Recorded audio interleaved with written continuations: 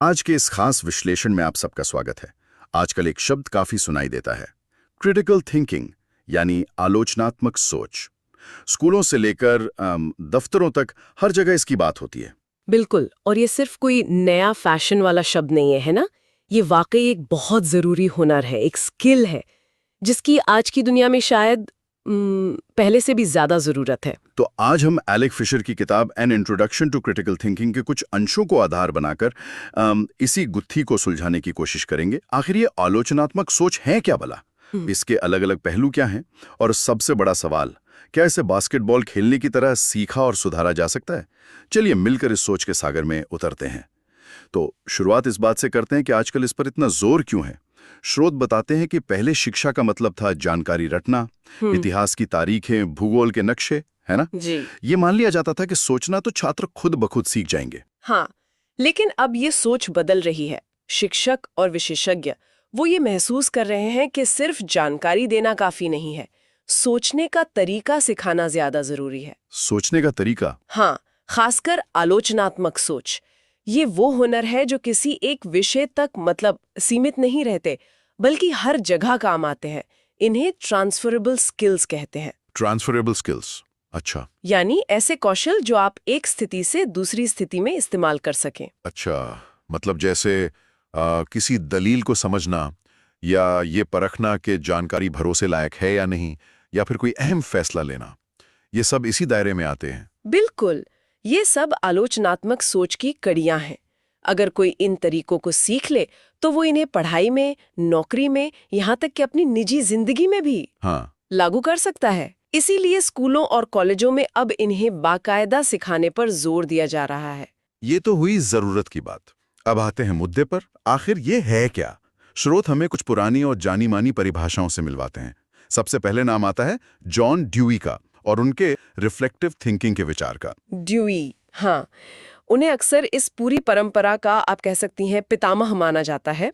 उन्होंने लगभग 100 साल पहले कहा था कि ये है किसी विश्वास या मानी हुई जानकारी पर सक्रियता से, लगातार और ध्यान से सोचना। सक्रियता से, लगातार, ध्यान से। हाँ, उन वजहों की रोशनी में जो उसे सहारा देती हैं और उन नतीजों के लिहाज से जिन तक वो पहुंचाती हैं।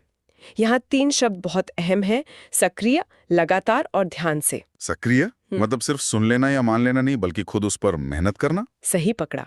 ये किसी बात को बिना सोचे समझे मान लेने के बिल्कुल उलट है। इसमें आप खुद से सवाल पूछते हैं और जानकारी खोजते हैं। लगातार और ध्यान से का मतलब है कि आप जल्दबाजी में किसी नतीजे पर नहीं कूदते, बल्कि ठंडे दिमाग से पूरी तरह विचार करते हैं। और ड्यूई का सबसे ज्यादा जोर वजहों या आधारों पर था, यानी वो सबूत या तर्क जिनके दम पर कोई विश्वास या दावा टिका है। दिलचस्प है। तो ड्यूई ने नींव रखी, फिर एडवर्ड ग्लेसर ने इस विचार को और आगे बढ़ाया। ये नाम सुना सुना सा लग रहा है, शायद किसी टेस्ट से जुड़ा है। हाँ, ग्लेसर ने Watson Glaser critical thinking appraisal test बनाया था, जो काफी इस्तेमाल होता है। उन्होंने ड्यूई के काम को आगे बढ़ाते हुए 3 बातें जोड़ी। अच्छा, क्या? एक तो समस्याओं पर सोच समझकर विचार करने की प्रवृत्ति या आदत। प्रवृत्ति मतलब आदत? हाँ, आदत, रुझान। दूसरा, तर्क और पूछताछ के तरीकों का ज्ञान।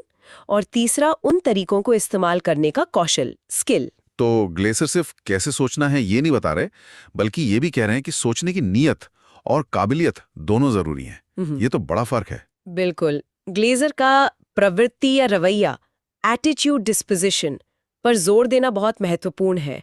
आप कितनी भी काबिल क्यों ना हो, अगर आप उन कौशलों को इस्तेमाल करने की जहमत ही नहीं उठाते तो उनका क्या फायदा? सही बात है। और उन्होंने ड्यूई के आधार की जगह सबूत शब्द इस्तेमाल किया, जो शायद आज हमें ज्यादा आसानी से समझ आता है। इसके बाद रॉबर्ट एनिस की परिभाषा भी काफी मानी जाती है। उन्होंने क्या अलग कहा? एनिस ने इसे और साफ करते हुए कहा कि आलोचनात्मक सोच तर्क संगत और विचारात्मक सोच है। तर्क संगत, विचारात्मक, ये तो ड्यूई जैसा ही है। हाँ, मिलता जुलता है, लेकिन आगे वो कहते हैं जिसका मकसद ये तय करना है कि क्या माने या क्या करें। यहाँ 2 बातें खास हैं। एक तो तर्क संगत और विचारात्मक पर जोर, और दूसरा, उन्होंने साफ तौर पर क्या करें यानी फैसले लेने, डिसीजन मेकिंग को भी इसमें शामिल कर लिया। अच्छा, तो ये सिर्फ मानने या ना मानने की बात नहीं, बल्कि एक्शन लेने की भी बात है। जी। और फिर रिचर्ड पॉल का नजरिया है जो इसे मेटाकॉग्निशन यानी सोचने के बारे में सोचना से जोड़ते हैं। ये थोड़ा अलग लग रहा है। हाँ, पॉल का दृष्टिकोण थोड़ा हटकर है। वो कहते हैं कि आलोचनात्मक सोच का असली मकसद है अपनी ही सोच की क्वालिटी को बेहतर बनाना। अपनी सोच की क्वालिटी कैसे? वो कहते हैं कि ऐसा करने के लिए हमें अपनी सोच पर कुछ बौद्धिक मानक, इंटेलेक्चुअल स्टैंडर्ड्स, जैसे कि स्पष्टता, सटीकता, तर्कसंगतता, ये सब लागू करने होते हैं। ये एक तरह से अपनी सोच का एक्सरे करने जैसा है ताकि हम उसे सुधार सके। तो कई परतें हैं इस सोच की। सक्रियता, सबूत, रवैया, फैसला लेना और अपनी ही सोच पर नजर रखना। ये सब सुनने में तो ठीक है, लेकिन असल में अपनी सोच को बेहतर बनाने का मतलब क्या है? यहाँ वो बास्केटबॉल वाला उदाहरण शायद काम आएगा, है ना? हाँ, वो उदाहरण बहुत मददगार है। लेखक अपनी बेटी के बास्केटबॉल कोचिंग का अनुभव बताते हैं। शुरुआत में कोच ने 11 साल की लड़कियों को बस यूं ही खेलने दिया। तो क्या हुआ? नतीजा, सब मजे तो कर रहे थे लेकिन खेल बड़ा बेतरतीब था, अव्यवस्थित। ज्यादातर लड़कियां बस गेंद के पीछे भाग रही थी। कोई तालमेल नहीं, कोई रणनीति नहीं। जैसे हम अक्सर बिना किसी खास तरीके की सोचते हैं, बस जो मन में आया। बिल्कुल। फिर कोच ने खेल रोका और कहा, रुको, अगर अच्छा खेलना है तो पहले गेंद को बास्केट में डालना, मतलब शूट करना सीखना होगा। फिर उन्होंने खुद करके दिखाया सही तरीका क्या है, एक मॉडल पेश किया। उसके बाद लड़कियों ने सिर्फ उसी चीज का, शूटिंग का अभ्यास किया। फिर यही तरीका पास देने और दूसरे कौशलों के लिए अपनाया गया। पहले एक हुनर को अलग से सिखाया, उसका अभ्यास कराया, और फिर कोच ने कहा, ठीक है, अब फिर से खेलो, लेकिन इस बार कोशिश करो कि जो सीखा है उसे खेल में इस्तेमाल करो। धीरे धीरे लड़कियों ने उन अलग अलग सीखे हुए कौशलों को अपने खेल में पिरोना शुरू किया। और नतीजा ये हुआ कि उनका खेल बेहतर हो गया। वो ज्यादा कुशल खिलाड़ी बन गई। तो ये बास्केटबॉल की कहानी हमें सोच के बारे में क्या सिखाती है? क्या हम अपनी सोच को भी ऐसे ही सुधार सकते हैं? एकदम, यही इस उदाहरण का सार है। जैसे बास्केटबॉल में अलग अलग कौशल होते हैं, शूटिंग, पासिंग, ड्रिबलिंग, वैसे ही आलोचनात्मक सोच के भी अपने कौशल होते हैं। अच्छा। सिर्फ सोचो सोचो कहने से बात नहीं बनती। हमें पहले पहचानना होगा कि हमारी सोच में कहाँ कमी है। जैसे लड़कियों की शूटिंग खराब थी। फिर हमें अच्छे सोचने के तरीकों, मॉडल्स को सीखना होगा, अभ्यास करना होगा। हाँ, उनका अभ्यास करना होगा। और आखिर में उन सीखे हुए तरीकों को असल जिंदगी की उलझन भरी स्थितियों में इस्तेमाल करना होगा। ये तो काफी उम्मीद जगाने वाली बात है। मतलब ये कोई जादू नहीं, बल्कि एक सीखा जा सकने वाला हुनर है। तो फिर वो कौन से खास कौशल हैं जो इस सोचने के टूल किट में आते हैं? ग्लेसर की लिस्ट तो काफी लंबी थी। हाँ, ग्लेसर की लिस्ट बहुत व्यापक थी। उसमें समस्याओं को पहचानना, जानकारी इकट्ठा करना, छिपी हुई मान्यताओं को समझना, भाषा का सही इस्तेमाल करना, आंकड़ों को समझना, सबूतों को परखना, तर्क के रिश्तों को पहचानना, सही नतीजे निकालना और अपने नतीजों को जांचना जैसी कई बातें शामिल थीं। एक तरह से पूरी फहरिस्त थी वो। किताब में शायद इसे थोड़ा सरल किया गया है। कुछ मुख्य कौशल। हाँ, लेखक कुछ बुनियादी और ज्यादा व्यावहारिक कौशलों पर ध्यान देने की सलाह देते हैं। ये वो औजार हैं जिनका हम रोजमर्रा में इस्तेमाल कर सकते हैं। क्या है वो? जैसे किसी भी मामले या बहस में मुख्य मुद्दे, खासकर कारण, रीजंस और निष्कर्ष, कंक्लूजन्स पहचानना। कारण और निष्कर्ष, ठीक है। फिर छिपी हुई मान्यताओं, अजम्पशंस को पहचानना और उनका मूल्यांकन करना कि वो कितनी जायज है। मान्यताओं को परखना, हाँ। किसी दावे या जानकारी की सच्चाई और विश्वसनीयता को परखना। विश्वसनीयता, ये तो बहुत जरूरी है आजकल। बिल्कुल। फिर अलग अलग तरह के तर्कों का मूल्यांकन करना, क्या वो तर्क मजबूत हैं या कमजोर। किसी घटना के स्पष्टीकरण या लिए गए फैसलों का विश्लेषण करना, उनका मूल्यांकन करना और खुद भी बेहतर स्पष्टीकरण या फैसले दे पाना। अच्छा, खुद भी प्रोड्यूस करना। हाँ। फिर दी गई जानकारी से तार्किक अनुमान लगाना। और आखिर में खुद अपनी बात को तर्क के साथ पेश करना, आर्ग्यूमेंट बनाना। ये लिस्ट थोड़ी ज्यादा सीधी लगती है। जैसे किसी मैकेनिक के पास अलग अलग पाना, पेचकस होते हैं, वैसे ही ये सोचने के औजार हैं। चलिए इन्हें कुछ असल स्थितियों में लगाकर देखते हैं। क्या सिर्फ मजे के लिए कोई उपन्यास पढ़ना आलोचनात्मक सोच है? स्रोत के मुताबिक शायद नहीं। अगर आप सिर्फ कहानी में बह रहे हैं हाँ। तो ये ज्यादातर एक पैसिव अनुभव है। लेकिन हाँ, अगर आप उपन्यास के किरदारों, उनके मकसदों या समाज पर उसकी टिप्पणी का विश्लेषण कर रहे हैं, तब बात अलग है। तब आप सोच का इस्तेमाल कर रहे हैं। और गणित का सवाल हल करना? अगर आप सिर्फ रटे रटाए फॉर्मूले लगा रहे हैं तो शायद नहीं, लेकिन अगर आप समस्या को समझ रहे हैं, अलग अलग तरीके सोच रहे हैं और एक तर्क संगत प्रक्रिया से हल तक पहुंच रहे हैं, तो हाँ, ये ड्यूई के विचारात्मक सोच के करीब है। किसी पेशेवर बास्केटबॉल खिलाड़ी का खेलना, ये तो दिलचस्प सवाल है। हाँ, खेल के दौरान बहुत कुछ पलक झपकते होता है ना, वो सालों के अभ्यास का नतीजा होता है। वो हर सेकंड सोच विचार नहीं कर रहा होता। लेकिन खेल की रणनीति बनाना या खेल के बाद अपने प्रदर्शन का विश्लेषण करना, उसमें जरूर आलोचनात्मक सोच शामिल होगी। लेकिन अपने लिए कॉलेज के विषय चुनना या कंप्यूटर में आई किसी खराबी को ठीक करना, हाँ, इनमें जरूर आलोचनात्मक सोच लगेगी। आपको विकल्प तोलने होंगे, जानकारी जमा करनी होगी, नतीजों का अंदाजा लगाना होगा, कारण और प्रभाव को समझना होगा। स्रोत में एंडी का पुरानी कार खरीदने वाला उदाहरण भी है। वो काफी अच्छे से फर्क दिखाता है, मुझे लगता है। हाँ, वो क्लासिक उदाहरण है। केस 1 में एंडी है जिसे कारों की ज्यादा समझ नहीं। वो एक कार डीलर के पास जाता है, सेल्स पर्सन उसे बड़ा अच्छा लगता है, कार दिखने में बढ़िया है और दाम भी ठीक ठाक लगता है। और एंडी सेल्स पर्सन की बातों में आकर कार खरीद लेता है। मतलब भावनाओं और पहली नजर के भरोसे पर फैसला, बिना जांचे परखे। बिल्कुल। अब केस 2 देखिए। यहाँ भी एंडी उसी डीलर के पास जाता है, लेकिन इस बार वो कार पसंद आने पर रुकता है। क्या करता है फिर? वो एक स्वतंत्र मैकेनिक को बुलाकर कार की जांच करवाता है।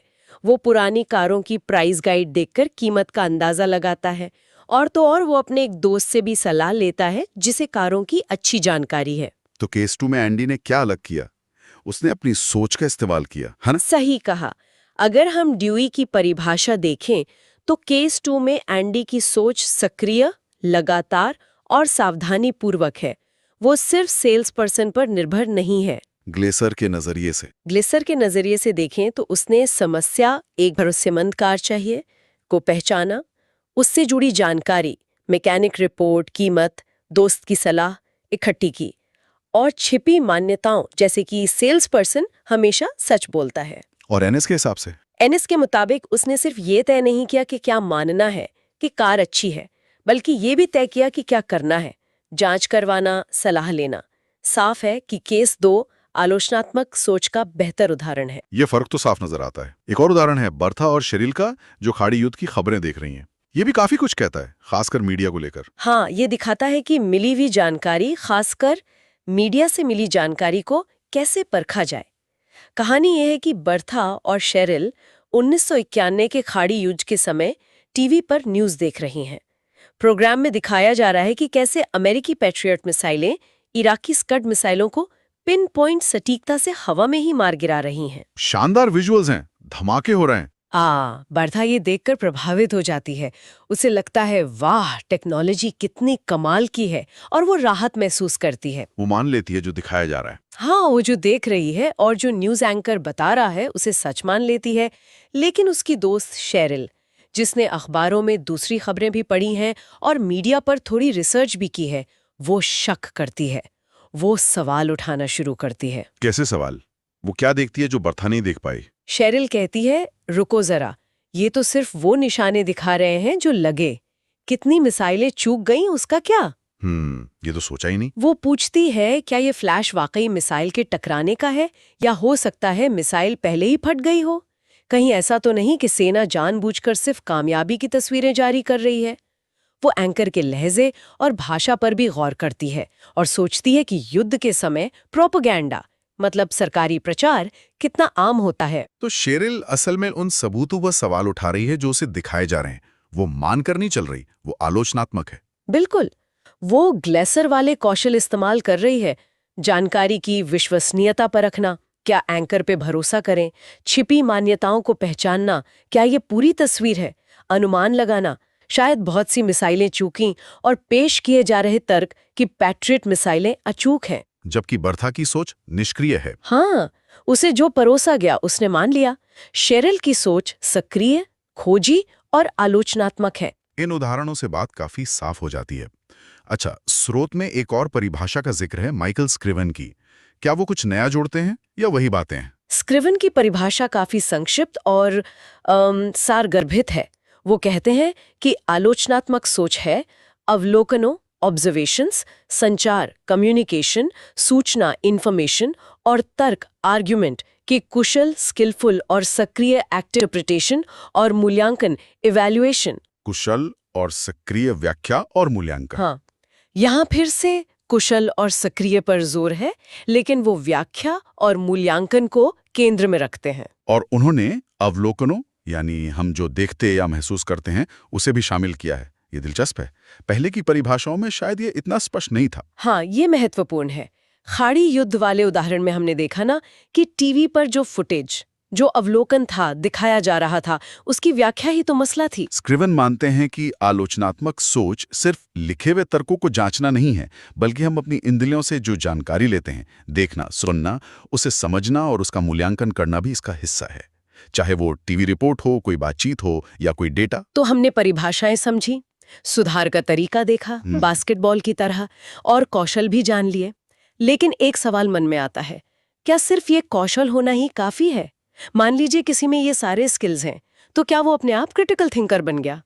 लेकिन अगर उसकी प्रवृत्ति या आदत, डिस्पोजिशन ही ना हो उन्हें इस्तेमाल करने की, तो वो बेकार हैं। जैसे कोई बहुत अच्छा तैराक हो, लेकिन पानी में उतरने से ही कतराए। कुछ वैसा ही। याद कीजिए, ग्लेसर ने रवैया या प्रवृत्ति को अपनी परिभाषा का हिस्सा बनाया था।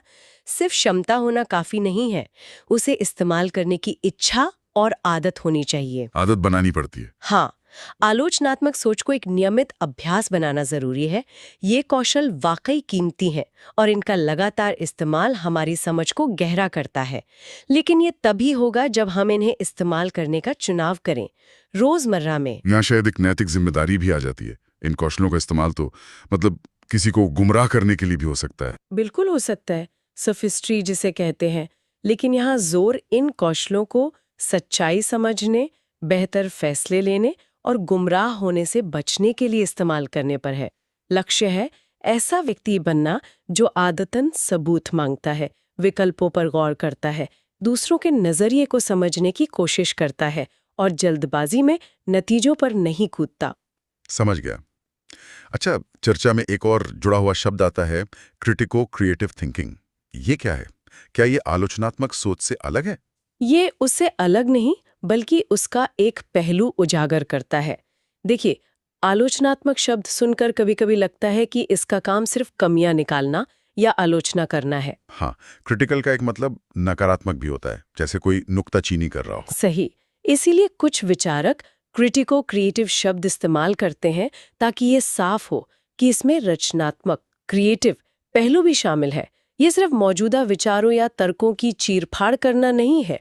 तो फिर क्या है? ये नई संभावनाएं तलाशना, अलग-अलग नजरिए सोचना और समस्याओं के नए हल निकालना भी है। मतलब सिर्फ ये नहीं देखना कि क्या गलत है, बल्कि ये भी सोचना कि इसे बेहतर कैसे बनाया जा सकता है या इसकी जगह और क्या हो सकता है। क्रिएटिविटी भी। बिल्कुल, ये एक तरह की मूल्यांकनात्मक सोच, इवैल्यूएटिव थिंकिंग है, जिसमें तर्क के साथ साथ कल्पना और रचनात्मकता भी शामिल है।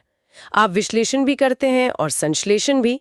आप सवाल भी उठाते हैं और नए विचार भी बनाते हैं। तो आज की इस चर्चा का सार निकालें तो आलोचनात्मक सोच कोई रहस्यमयी शक्ति नहीं, बल्कि सोचने का एक सक्रिय, मुनज्जम, मतलब व्यवस्थित, सबूतों पर आधारित और उद्देश्यपूर्ण तरीका है। ये ऊपर से या बिना सोचे समझे मान लेने के उलट है। हाँ, इसमें कुछ खास कौशल शामिल हैं, जैसे विश्लेषण करना, मूल्यांकन करना, व्याख्या करना, तर्क करना। लेकिन इन कौशलों को इस्तेमाल करने की नीयत और आदत, वो रवैया, वो भी उतनी ही जरूरी है। ये हमें सिखाती है कि किसी बात पर क्यों यकीन करें या कोई काम क्यों करें, और इसके लिए सबूतों और तर्कों का सहारा लेना सिखाती है। और सबसे अच्छी बात यह है कि इसे सीखा जा सकता है। जैसे बास्केटबॉल खिलाड़ी अभ्यास से बेहतर होता है, वैसे ही हम भी सही तरीकों को सीखकर और अभ्यास करके अपनी सोचने की क्षमता को पैना कर सकते हैं। बिल्कुल। और ये सिर्फ कमियां ढूंढना नहीं, बल्कि रचनात्मक रूप से नए वास्ते तलाशना भी है, यानी क्रिटिको क्रिएटिव बनना। और अंत में स्रोत हमें याद दिलाते हैं कि ये सिर्फ अकादमिक या किताबी बातें नहीं हैं। इन कौशलों और आदतों को अपनाना हमारी पूरी जिंदगी बदल सकता है। हम कैसे खबरें पढ़ते हैं, कैसे ऑनलाइन जानकारी परखते हैं, कैसे खरीदारी करते हैं, कैसे अपने काम में फैसले लेते हैं, सब पर इसका असर पड़ता है। सही कहा। शायद हमें खुद से ये पूछना चाहिए, दिन भर में हम कितनी बार जानकारी के सामने आने पर सच में रुककर सक्रियता से और आलोचनात्मक ढंग से सोचते हैं, जैसे शेरिल ने किया था। अगर हम ऐसा ज्यादा बार करें तो हमारे फैसलों, हमारी समझ और शायद हमारी जिंदगी पर इसका क्या असर पड़ेगा? सोचने वाली बात है ये।